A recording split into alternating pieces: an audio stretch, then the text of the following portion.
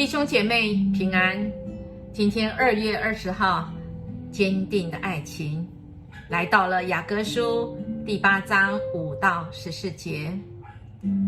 第7节这样说：水不能熄灭爱情，洪水也无法淹没。若有人想用财富换取爱情，他必定招来鄙视。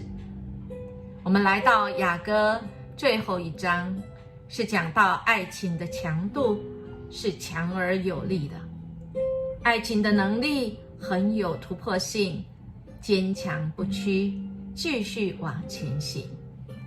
共有哪一些坚强而有力的在这个两难之间，而爱情仍然能够顶得住呢？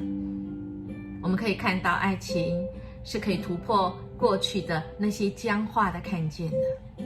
还有，每次在两难之间，爱情总是能够在那个惊动跟不惊动之间，往往可以来突破那个压力，而产生一股力量叫人可以继续往前，叫人在那夹缝中仍然能够挺住，仍然带给人的生命有动力。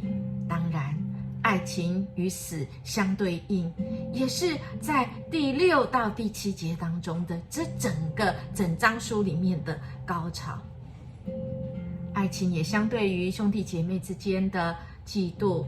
当我们有了这份爱，遇到了跟家人之间这个不完全不成全的那种张力的时候，爱情是能够得胜的。所罗门王的葡萄园跟我的葡萄园，也就是我们拥有胜过王所拥有的一切，所以我们有那美好的将来。在无限的空间里，当我们有了爱情之后，就会有非常明亮的未来。爱情是个奥秘，不是它不能懂，是当我们活在那个尝到那个滋味，爱情的滋味，那我们就能够懂。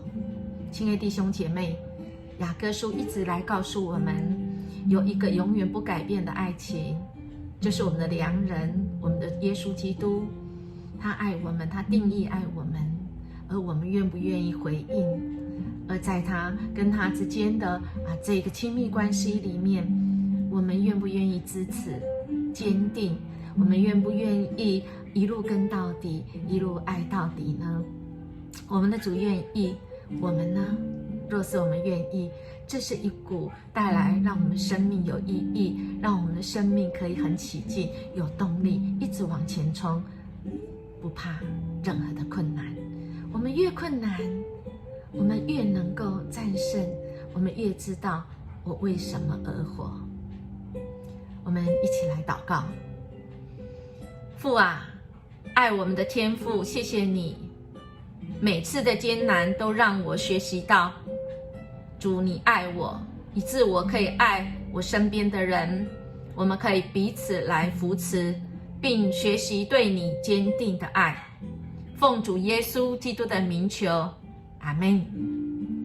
亲爱的弟兄姐妹，主耶稣的爱带领我们突破那个不可能，带领我们突破所有的难关。愿神赐福你，我们下次见。